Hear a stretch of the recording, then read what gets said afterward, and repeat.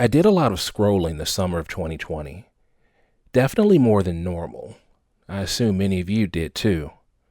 Threads, rants, photos, videos, even small pockets of joy when I could find them. And then came the morning of September 24th, 2020.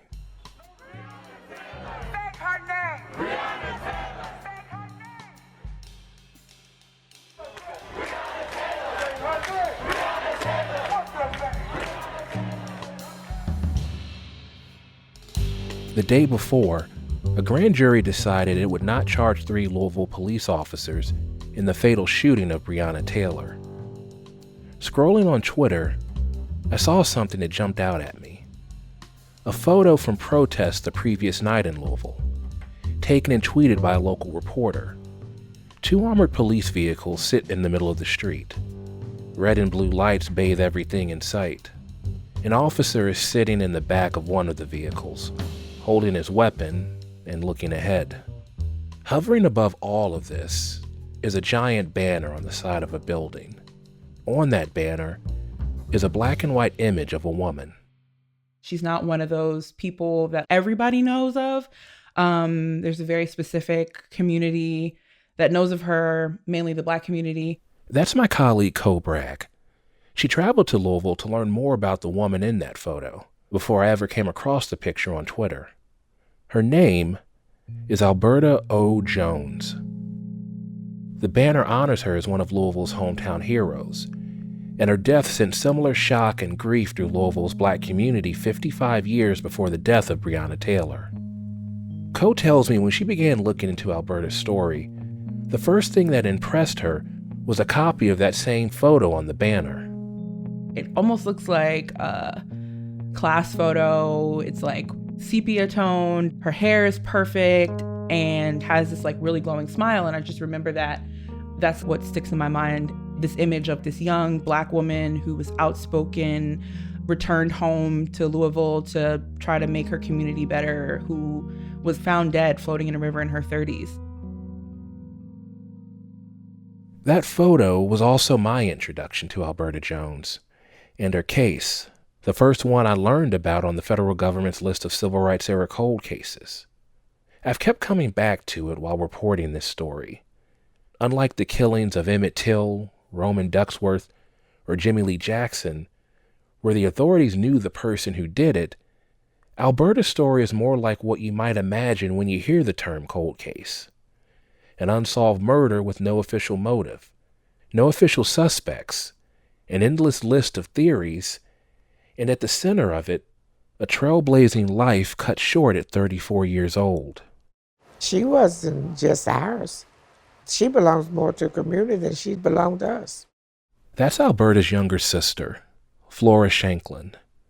For more than 50 years, she has not stopped calling for justice for her sister's killing, while also working to keep the memory of Alberta's life and legacy alive in Louisville. Alberta was the city's first female prosecutor, and the more I learned about her, the more I wanted to know about her life and the circumstances surrounding her murder. After looking at so many Till Act cases that had been closed, I wanted to check out one of the few that remain open. Could Alberta Jones's story be different from the ones that came before? From Frontline, I'm James Edwards, and this is Unresolved. Episode 4, The Hope. Toward the end of 2016, the future of the Till Act was unclear.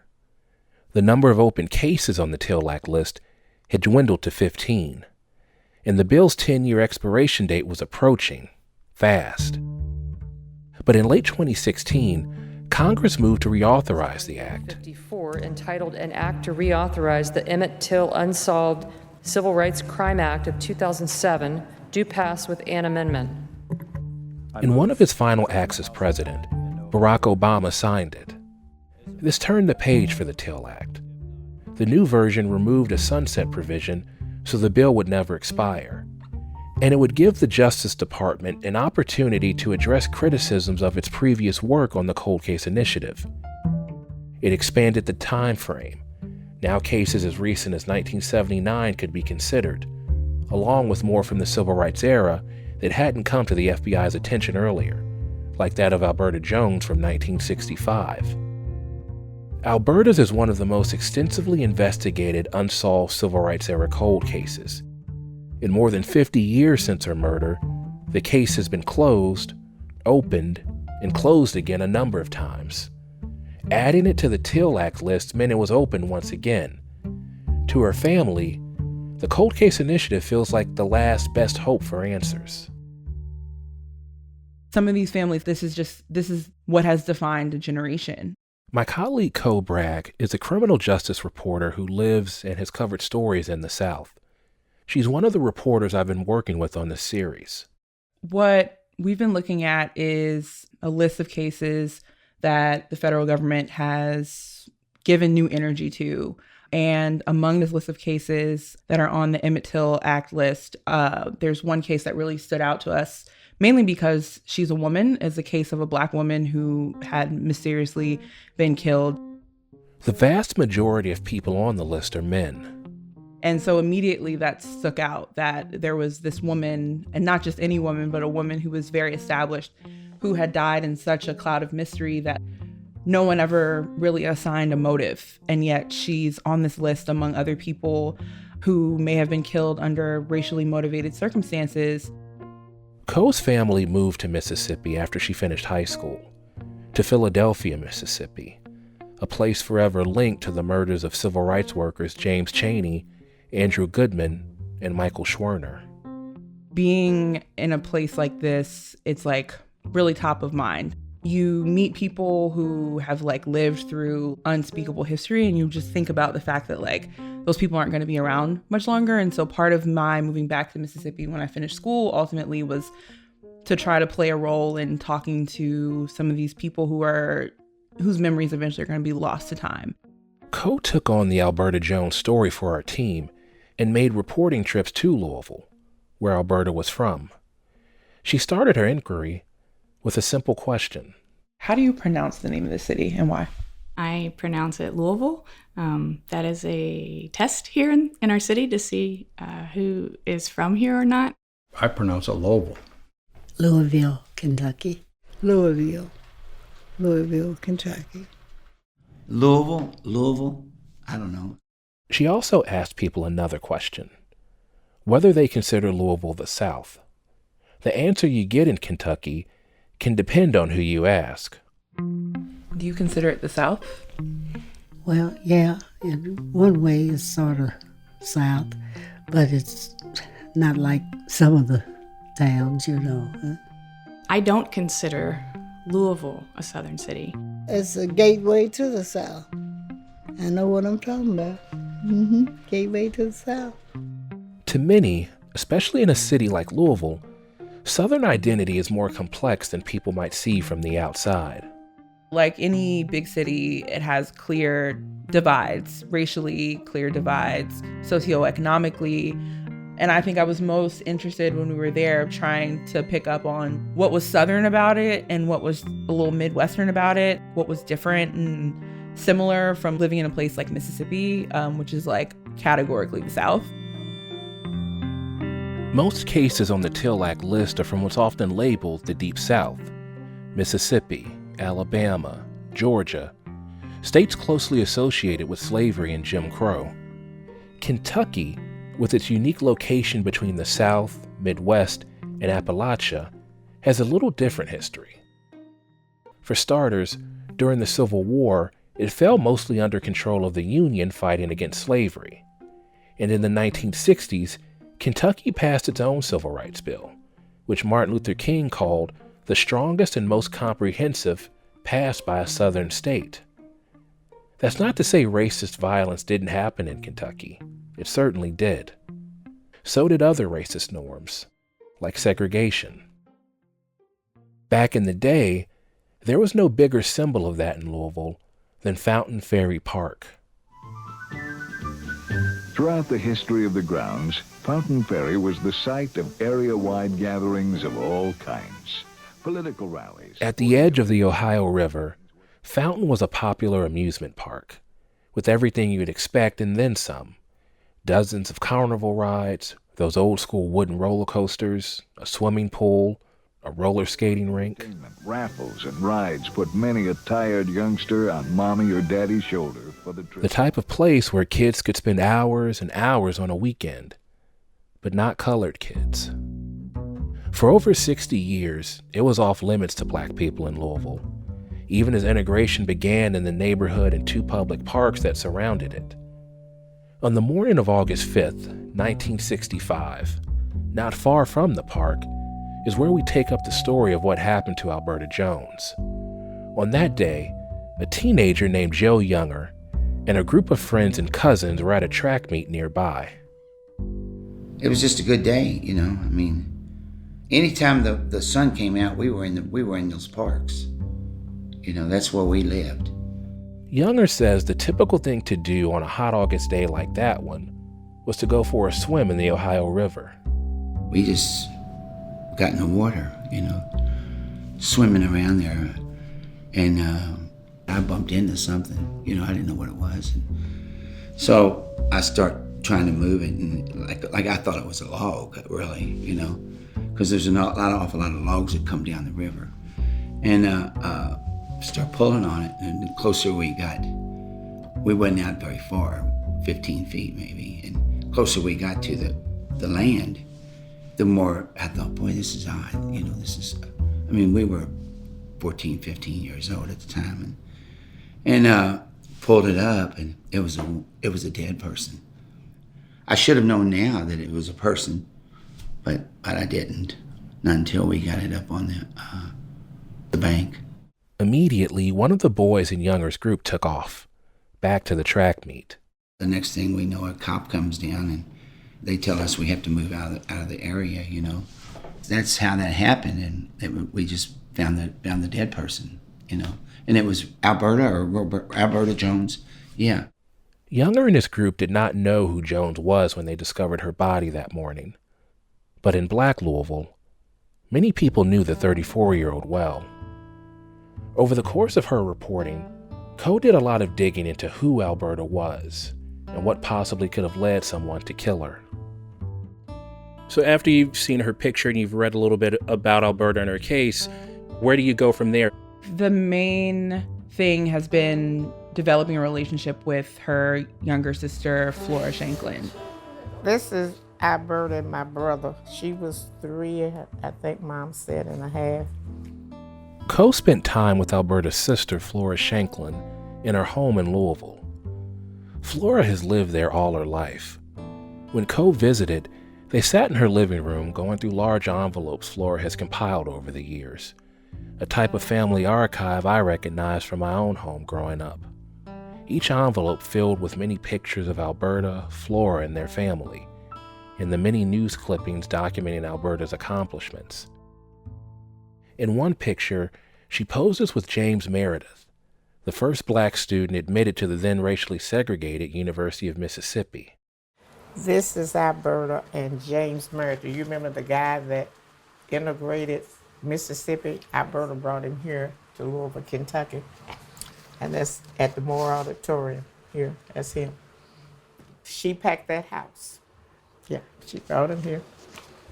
I tell you, she was moving and shaking. Yep. Every story Flora tells about Alberta, you can feel the love and pride she still has for her big sister. Nothing better captures that bond than another story Flora shares with Co about the time their mother Sadie caught them doing what quite a few siblings have likely engaged in, a pillow fight. Except this one took place long after childhood. Mama could hear all this commotion upstairs, and she started coming up the stairs. And no sooner as she hit that steps, one of them burst, and feathers went everywhere. And she said, "I don't believe you two. Here you are, mother with 2 kids, and you are prosecutor, and y'all up here. I just don't believe y'all doing this." And me and her was laying on the bed just crying. "Y'all gonna pick up every one of those feathers?" And we did. What's really interesting to me about Miss Flores, like, as soon as you meet her, her personality fills a room, right? And so does her laugh. And so that's really great about her. But like also just how many stories about Alberta just like kind of pour out of her. Many of these stories from Flora and Alberta's friends like Bonnie Marshall and Equasia Ray circle back to just how smart Alberta was and the way she carried herself throughout her life. I remember as a very young child, she was our superintendent of Sunday school. And she was very, very dynamic and young and vibrant and did all the things that as a young child watching her that you would say, ooh, I want to be like that. What crosses your mind when you think about her? What she said she was going to be, and she did. She wanted to be a lawyer. She always talked about she wanted to be a lawyer, and she was smart. It showed on paper. Graduating 3rd in her class at Louisville Municipal College, 4th in her class at Howard Law School in D.C. Alberta had the option of staying and working in Washington, but she believed her talents were best suited back home. She passed the Kentucky bar exam, becoming one of the first black women to earn a law license in the state. And she settled in the neighborhood where she grew up, the West End. It's where Alberta opened her own law practice and owned property. And you can kind of get a sense of like the pride that Alberta would have had as well. When we lived over here, it was a beautiful neighborhood. I mean, as a matter of fact, they named it Cadillac Square, the block that we lived in, because we had a bunch of our neighbors. One neighbor had 5 Cadillacs. Did y'all drive Cadillacs? No. When we moved, couldn't nobody drive but Alberta. Daddy had a car, but it was an Oldsmobile. Because Alberta got her license when she was 15 because she kept stealing the car. Growing up, Flora says Alberta used her smarts and her charm to get what she wanted, including convincing her father to allow her to get her driver's license early so she could take the car out and not get in trouble. Alberta applied that same savvy early on as a lawyer when she represented another West End native, just getting started in his own career. You're listening to Juniper 52385. My name is Milton Metz, and our guest tonight is Cassius Clay, the 4th-ranked world heavyweight. Our question, what's it like to be a world-famous boxer? I have become so popular at this now until reporters, they don't say, are you going to win? They don't say, how do you feel? Are you confident? They want to know what round am I going to knock him out in, so I must be awful great. Indeed. Before Muhammad Ali became Muhammad Ali, he went by his given name, Cassius Clay. And Alberta became his first attorney in 1960 after the future champ turned pro. This is the contract. That's the picture that they sent when she signed the contract. That's her. That's Muhammad Ali. That's his daddy. That's William Fabian. That's his mom. Alberta negotiated a contract that attracted a lot of attention, not always positive. The deal was way ahead of its time. Unlike many boxing contracts back then, this one tipped in favor of Ali and not the businessman sponsoring him. She's the one who actually wrote the fine print out to say, okay, sure, this is a great deal, but let's put away some of this kid's money so that he doesn't blow through it. You know, we have this vision of NBA players making it big and blowing all their money like in the first year or 2 of their contracts just because, you know, they're young kids with money. And so she kind of thought ahead of that. And this was decades and decades ago. But she was kind of written out of that history. Aside from photos and old issues of Jet and Ebony magazine, there's not much press about Alberta's history with Ali. We do know that their split might have been contentious. Alberta told Ebony at the time that the boxer fired her for charging a $2,500 fee. White colleagues, she said, had advised her to charge up to $7,500. At the same time, Alberta was publicly stirring things up in another way. She was becoming active in Louisville's civil rights movement, with a focus on getting more black people registered to vote. She's very outspoken. She wrote a lot of newspaper editorials.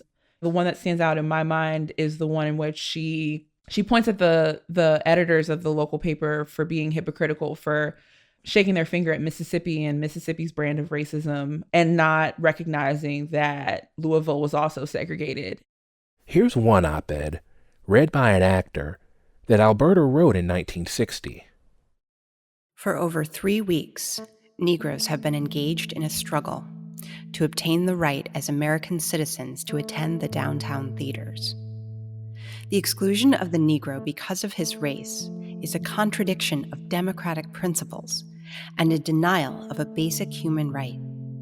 It is most unfortunate that white Christians in Louisville and believers in America and its democracy have not found it necessary to extend democracy and its rights to all races.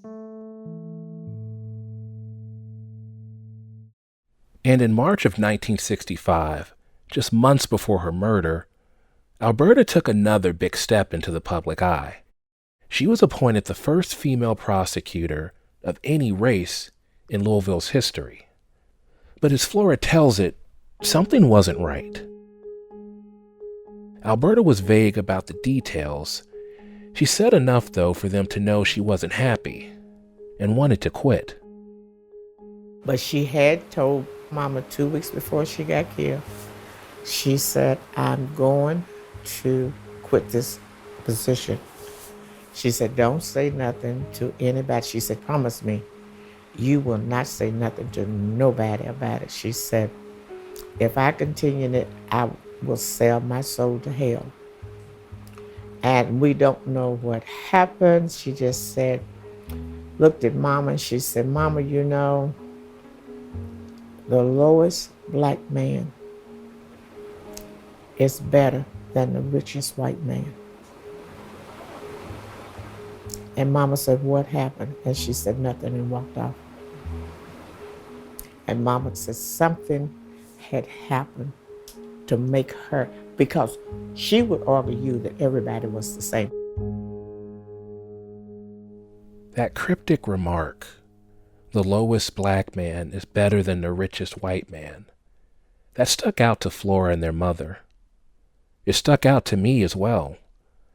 I played it back a number of times, listening to Flora tell it, wondering what it was Alberta witnessed or went through to make her say that. Could it be connected to her death, I asked myself?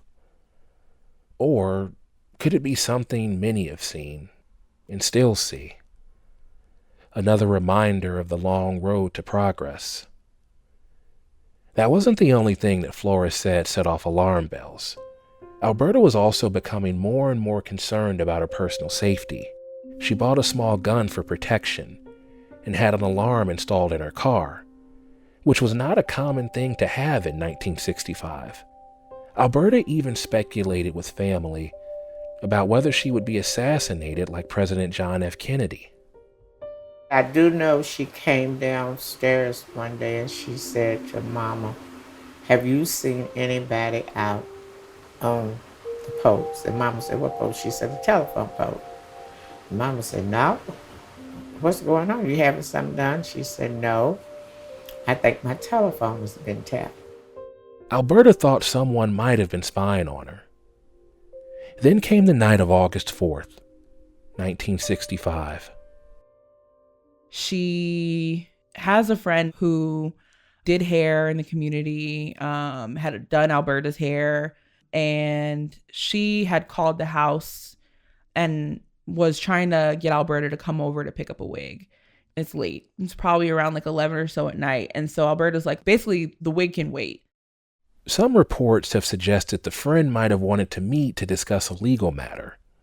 Either way, Alberta was reluctant about leaving the house that late, but her friend persisted. The way Flora tells it is that she might have thrown in something to guilt Alberta to say, like, you know, you're much more uppity now that you have that job, and so you never have time for us.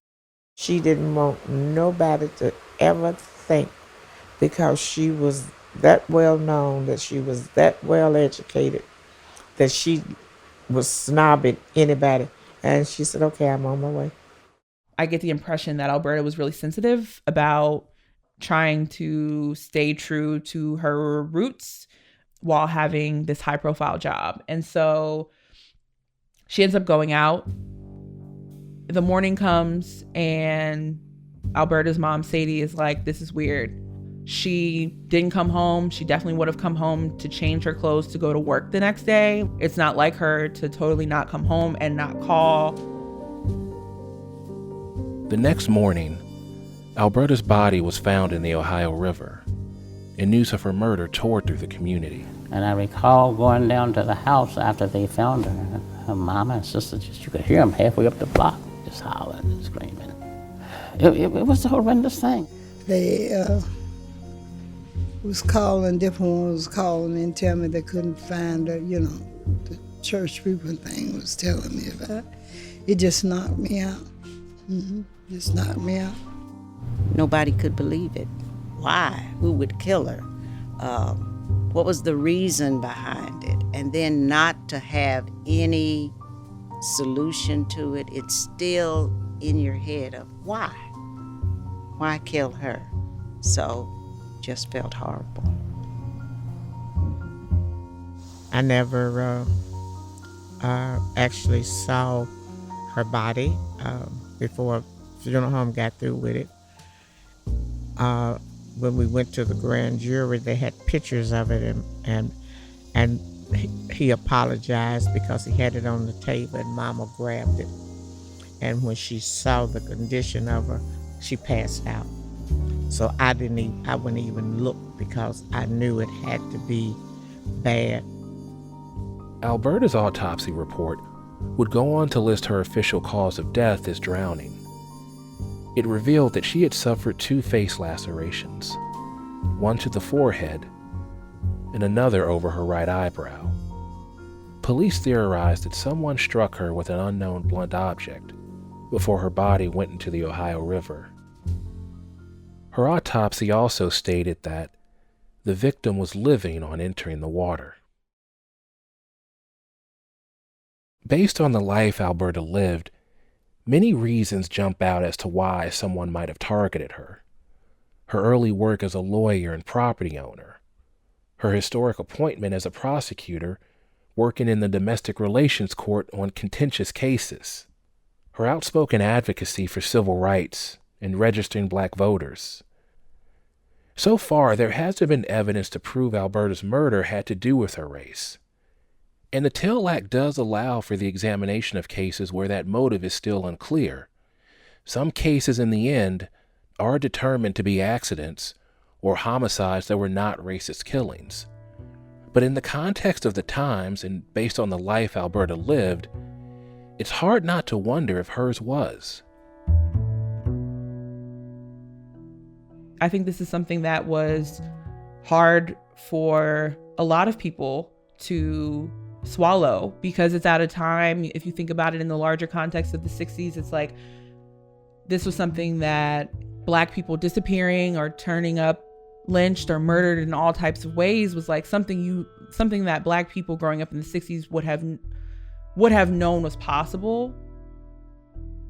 I can't help but think about all that transpired in the year leading up to Alberta's death. In the summer of 1964, she took part in a voting rally at a public park not far from where the teenagers would later find her body. When she spoke to the crowd, one of the things Alberta is quoted as saying is, "You young people who greet each other with hiya baby, start changing it to hiya baby, are you registered?" 6 months after that rally, Jimmy Lee Jackson, fighting for the right to vote, was shot by a state trooper in Alabama. And then just a day after Alberta is killed, President Lyndon Johnson signed the Voting Rights Act of 1965 into law. Neither Alberta nor Jimmy Lee were alive to witness that historic day. Many of the issues of civil rights are very complex and most difficult. But about this, there can and should be no argument. Every American citizen must have an equal right to vote.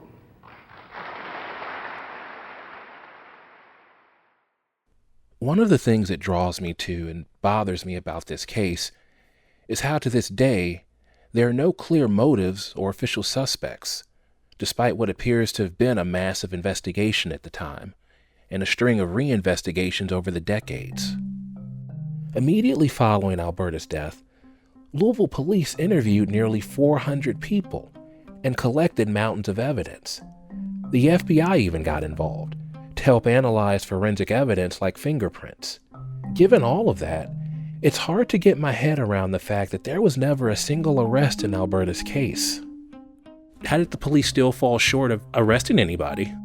Yeah, and so this is where, my immediate question when I was like reading through newspaper clippings and just seeing how consistently the paper covered it, how much information they were getting directly from the police. Co gathered stories covering Alberta's murder and the investigation in the Louisville Courier-Journal, the city's main white paper, which is readily available online. But to view clips from the city's black paper, the Louisville Defender, Co had to visit a library, where she found herself sitting at an old microfilm machine. Okay, so this is August 26, 1965. Jones's estate valued $66,000. More lie detector tests given. FBI tests are termed, I'm guessing, inconclusive. The side of this front page is cut off, so I can't really see. One thing both papers highlighted was that within a year of Alberta's murder, 6 other black women were violently killed in the same neighborhood she called home. That's another theory for what happened to Alberta that could be found in the papers. Coe's reporting on the case eventually landed her the police file. She got it from a friend of Alberta's sister, Bill Pattison. And there are some great photos of Alberta in there. We couldn't get the file from the FBI or local police because they still consider it an open case. But Bill requested it from Louisville police about 10 years ago and got it. More than 1,200 pages. Can you kind of talk us through what it was like when you first got it? What did you look for? What stood out? It looked like, from the newspaper articles that I had gathered outside of the file, that the Louisville Police Department had done a pretty thorough investigation. And that's largely confirmed by this file. They went through a lot of investigative work. Despite that, police hadn't been able to make a case. It simply not come up with anything that was provable.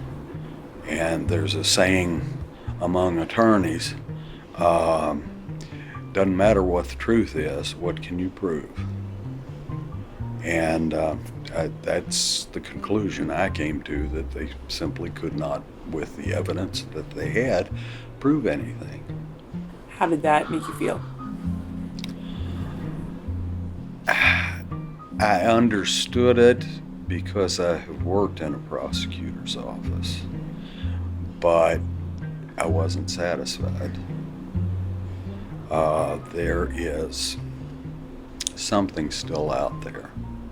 There is something larger still out there.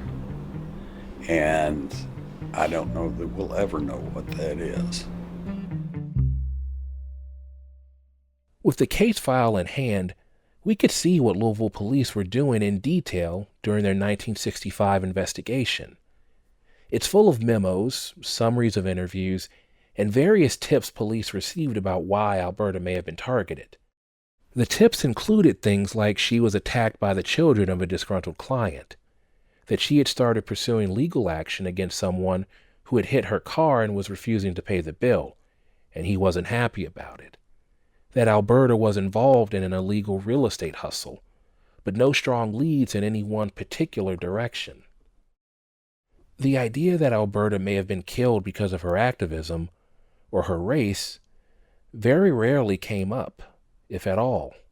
Some detectives, though, did fixate on another question: whether Alberta was involved in their words, lesbian activity.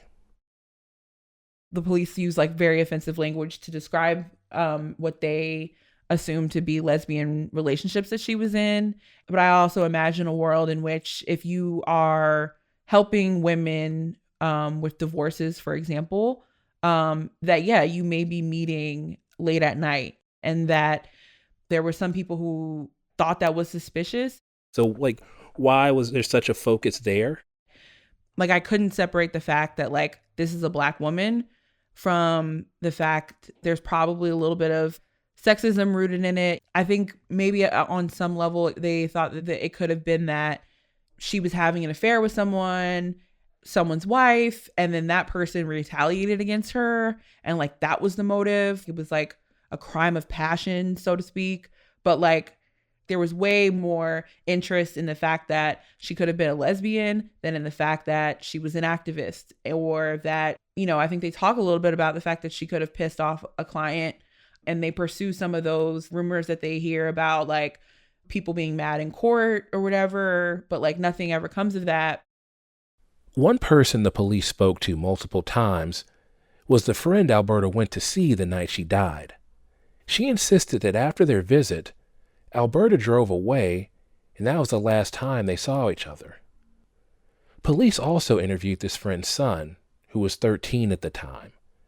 In their write-up of the conversation, police say he told them the same story that his mom did, that after Alberta left, she came upstairs and laid down with him and his sister to watch the end of that night's Late Show movie, The Body Snatchers. I checked the TV listings from that day's Courier-Journal paper, and there it was, The Body Snatchers, with horror movie mainstays Boris Karloff and Bela Lugosi, starting at 11:25 p.m. No interviews or leads resulted in charges against anyone. None of the evidence sent to the FBI to be analyzed returned positive matches, and police never made public any prevailing theory about who killed Alberta or why. And when a grand jury convened 3 months after her killing, it concluded that persons unknown were responsible. Investigators continued to chase leads, but there was no significant movement in the case. It stayed dormant for nearly 25 years until 1989, when Alberta's murder was looked at again by Louisville police in connection with another unsolved cold case. Co tracked down Gary Simpkins, the former detective who worked on Alberta's case at that time. This thing went in a lot of different directions with a lot of twists on it, and I hate to admit it, but it got to be more than I thought I could deal with and make any progress. When I hear Coe's interview with Simpkins, it is clear he really cared about the case. He had the case file, but says Louisville police had at some point lost or misplaced almost all of the physical evidence they had gathered. The photos, the fingerprints, the dirt and blood samples, and more, all gone. Simpkins was working the case alone, conducting interviews, trying to get help from the FBI, trying to track down leads. It was way more than a one-person detective was going to do part-time and get done. You need a group of serious investigators to sit down, read that whole file, go through it, and come up with some directions to go, split up the work and go in those directions. Coe asked him, based on his work. So I'm just curious about whether you felt it was racially motivated at all from your investigation. Young lady, I don't know. I mean, I'd be lying if I said, no, that couldn't be. All right? I'd also be lying if I said, hey, that's what I think happened, because I don't. But it very well could have been. I mean, from what I talked to people, there was a lot of people that did not like the fact that she got to be a county attorney. Was that racially motivated? I think so. Nobody actually told me, but I had that was my impression. And there was a lot of, there was just a lot of weird stuff in this case. More than 30 years later, Simpkins says he still thinks about the case. And Flora Shanklin, Alberta's sister, still regards him fondly. He even hesitated to speak with us about his work on the case, but after consulting with Flora, he finally agreed. Do you remember talking to Alberta's sister for the first time? Oh my gosh. Yes. She wasn't real happy to see me. Okay. It was kind of more like, every 10 years they send somebody out here to talk to me about this stuff, but y'all ain't gonna do nothing. And that was kind of like that, that I wasn't the first person that came out and told her I was gonna try to do something. He said he thought he was gonna solve it. He really did. Not long after Alberta's case went quiet again in the early 90s, her mother, Sadie Jones, passed away. Mama used to always say that she hoped they solved it before she died. And bless her sweetheart, I think before she left here that she realized that she wasn't going to see it. And not even after she passed, I'd hoped that I would live to see it, but I'd see. I mean, when you come from 57 and then you're 83, then you get, it's not going to happen. It's not going to happen. Yeah. And then, a break. In 2008, which coincidentally was the same year the Till Act was passed, a new lead in the Alberta Jones case emerged. Piece of evidence remaining is a fingerprint taken from inside the car Jones was driving that night. The print was matched by the FBI in 2008. During the original investigation, back in 1965, Louisville police had relied on the FBI to analyze pieces of evidence that it wasn't equipped to process. Evidence like fingerprints found inside the car Alberta was driving. Decades later, it turns out, the FBI still had copies of those prints. After receiving a phone call from Flora in early 2008, a detective from the police department took a look at the case. He asked the FBI to run the prints again, and for the first time, they got a name. Who turns out to be the match? Well, this kid was 17 years old at the time. This person, who by the time was in his 60s, was black, from Louisville, but had moved to California. The FBI report says his fingerprint was one of 3 found inside the car Alberta had been driving. The other 2 prints didn't return a match. This wasn't the car Alberta owned, but a loaner from a dealership. Her car was in the repair shop. The FBI report could only narrow down the location of where this fingerprint was found to either the car's left window or its interior right door. And once they get this positive match back, the detective flies out to Orange County, California to sit down with, this guy. The interview was recorded, and there's a transcript in the case file. He swore that, he didn't know Alberta and that, it doesn't really make sense for his fingerprint to turn up in her car. It was a rental car. And so he was like, I was much younger than she was. Alberta was in her 30s when she was killed, and he would have been 17 at the time. And so he was like, there's no reason why I would have been around her. Maybe I brushed up against the car at one point because he used to hang around a park that was near her house or something like that. Throughout the conversation, he denies any involvement in Alberta's killing. And by the end of the interview, he's asked by the detective to take a polygraph test, and he agrees. Local officials said the results indicated some deception when they questioned him about Alberta's killing. That could have meant he was lying, or it could mean nothing. It's important to note that legal experts generally dismiss polygraph tests as junk science, and they aren't admissible in court. After the interview, the detective returned to Louisville and continued the investigation. Nearly 2 years later, in 2010, Alberta's sister Flora was notified of a letter written by the state prosecutor. It said the office was closing all interest in prosecuting this case at this time, or at any time in the foreseeable future. The letter laid out its reasons: that most witnesses were deceased or their locations were unknown, that all the evidence was missing, that the polygraph of the man with the fingerprint match couldn't be used in court, and that it was unclear whether the matching fingerprint came from inside or outside the vehicle, and the technician who lifted them was no longer alive to verify. Ultimately, police never named the man as a suspect, and once again, investigators closed the case. That's where the case file on Alberta Jones's murder ends. It was 2010, and meanwhile in D.C., the FBI was moving through the investigations of cases on the Till Act list. Alberta's was not one of them. Maybe it never would have been, were it not for someone outside of law enforcement who took an interest. She has a way of sticking with you, and for good and for bad, and always encouraging, but in a way that might sound strange to some people, but she is that type of memory that stays with you. Lee Remington is a professor at Bellarmine University. She lives in Louisville, co-visited her home there. Lee became interested in Alberta's story about 20 years ago, when she was a young law student at the University of Louisville. Like me, a photograph of Alberta grabbed her attention.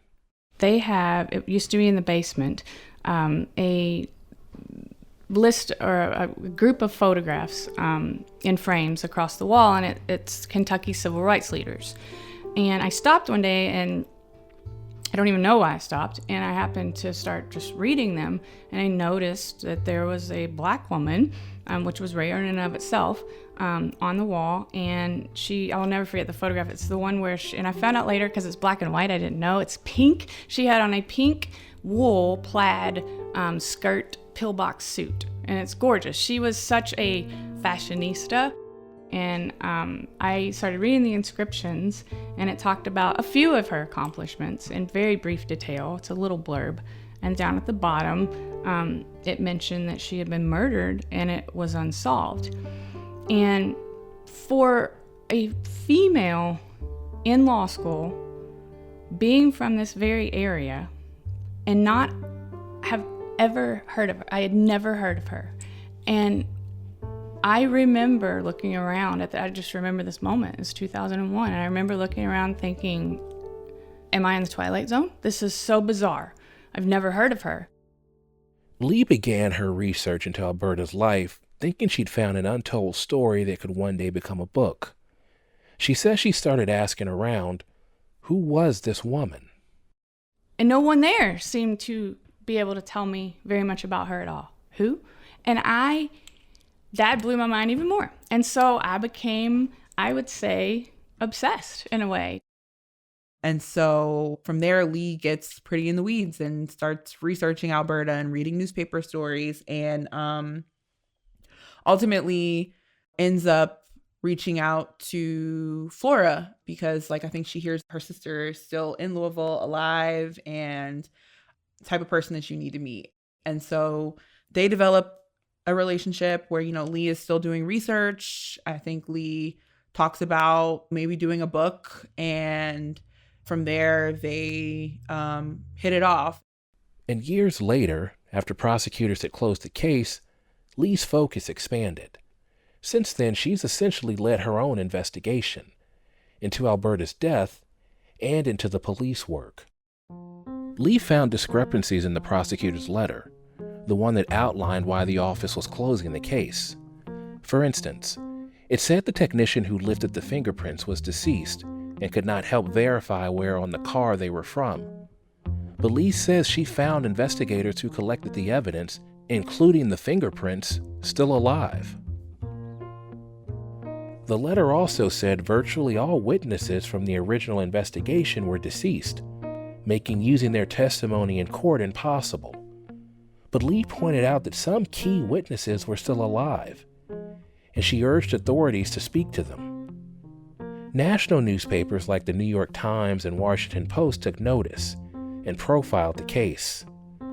And again, it garnered attention from media in Louisville. We've been highlighting the life and achievements of the civil rights icon from Louisville, Alberta Jones. Her 1965 murder is still unsolved today.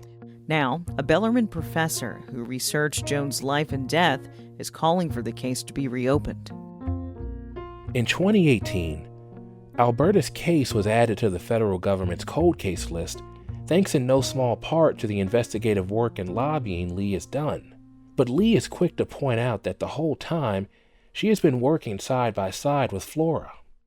She's the bravest person I know. And I always tell people, if you even want to know a fraction of how amazing perhaps Alberta was, then you need to meet her baby sister, because she's a force of nature in and of herself. I mean, Flora is... There's an attempt, I think, early on in this story to paint the white professor as the Sandra Bullock, the white savior type role, which I despise, hate. I want to be in the background, I always have. And she is the real hero. As I listen to Lee say this, despising being labeled as a white savior, I think about something that's crossed my mind off and on while reporting this story. Lee isn't the only one in this role. Most of the journalists and lawyers who've uncovered leads in the highest profile civil rights cold cases have been white. That doesn't detract from the progress Lee has made with Alberta's case, but the trope of the white savior runs deep, through books, movies, television, and much more. My earliest awakening to it might have been after reading To Kill a Mockingbird in high school, the archetypal story of a white lawyer saving a wrongly accused black man. To hear Lee Remington sound so self-aware about it surprised me, because honestly, for a long time, I hadn't met many white people who were. Co told me she'd noticed that too. The Washington Post did a story about Alberta's case and Lee's in the photos with Flora and stuff like that. So she's definitely, whether she likes it or not, part of the story. But I think you have to kind of discuss why so many of these cases even need or have historically had a white advocate, and that has been why they're on our radar. The Mississippi burning case is probably one of the clearest examples of that, because out of the 3 civil rights workers, 2 were white young guys from the North. And their families were very honest about the fact that if it had just been James Chaney, the young black kid from Meridian, Mississippi, who had been killed by the Klan in that way, there's no way it would have been a national news story in the same way. Even when there weren't white victims, if there was a white journalist on the case, it changes things. And I think that's very hard to swallow. And I think all would agree that if justice is the end game, right, it doesn't really matter how you get to that end, what means you're using. But I think it does in some way matter, because, the way Lee puts it is Flora's voice in this, right, should have been enough. These families who are going through this, that should be enough. These killings, these civil rights murders, that should be enough. And so you have to ask, what does it mean for their pleas to sometimes not be enough?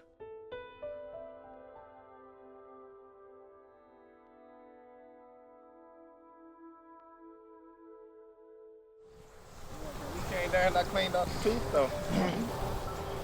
Yeah, and that's my brother's grave. He died in 71. And Co visited the cemetery where Flora's family members are buried, including Alberta. There's not some grand entrance. You kind of drive through this bumpy road. It's paved, but definitely cracked. And the grass is not that well kept. And, some of the grave sites are turned over, and it's very clear that it's suffering in some way. Flora took Co to Alberta's gravesite. Do you mind reading what's on Miss Alberta? More things are brought by prayer than this world dreams of. That was one of her most famous sayings. I think what's really interesting is that Flora talks about this, where, later their mom passes. And so she was I could accept that because mom died of old age. She was 88. She had lived a good life. She did not want to live anymore. I miss her. She made up her mind she was leaving, and she left without letting me know she was going. But I can accept that because that's a natural death. I can accept that. Alberta went out of the house a healthy woman and got abducted and beat to death and then thrown away like she was a bag of trash. And nobody has ever been tried for it. Flora is the last living relative of Alberta's immediate family. Hope is running neck and neck with doubt, It's been more than 5 decades, and the cycle can still feel the same. A new lead, a new investigation. So far, all of it has ultimately led to the same result. Nothing. Now, her sister's name is an open case on the TILAC list, likely the last hope for any real progress or answers. I'm sure that they will do what the best they can do under the circumstances, but whether they will ever get to the bottom of it, I don't know. But the only good part about this, they will not close it without telling me what happened. They will come and talk to me as if I'm still around. Today, there are around 24 victims with open cases like Alberta's on the government's list. With the reauthorization of the TIL Act, the government has the mandate, the resources, and the hopes of the families in their hands. But for any justice to actually be found, time is very quickly running out. So how are they now handling cases like Alberta's? What is the likelihood they will be able to bring some measure of justice or find the truth? I was about to get my chance to ask and possibly get some answers. Coming up on Unresolved, a conversation with the FBI.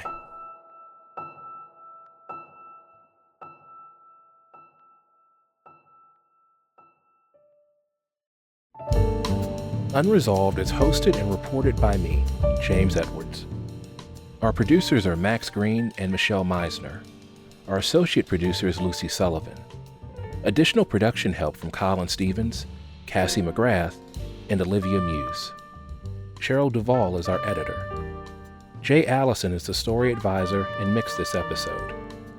Rainey Aronson and Don Porter are the executive producers. Andrew Metz is the managing editor. Catherine Greiwert is the editorial coordinating producer. Additional editing and support in this episode by Sarah Childress, Lauren Prestilio, Carla Boris, Del Cohen, and Dan Glahn. Additional reporting from Ben Greenberg, Co Bragg, Chantal Riley, Zoe Todd, and Katie Worth. Music by John Evans and Matthias Bossi of Stellwagen Symphonette, featuring Jason Palmer on the trumpet and Consuelo Candelario on the piano. Our podcast artwork is by Teddy Blanks and Adam Squires of Chips. Special thanks in this episode to the families who had loved ones taken from them and trusted us with their stories. The Unresolved podcast was produced by Frontline at GBH and powered by PRX. Some of the next of kin interviews with family members were produced in collaboration with StoryCorps. The Civil Rights and Restorative Justice Project at Northeastern University served as an academic advisor to the project. Unresolved is a multi-platform investigation.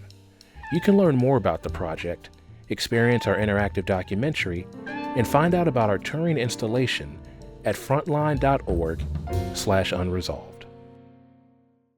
GBH.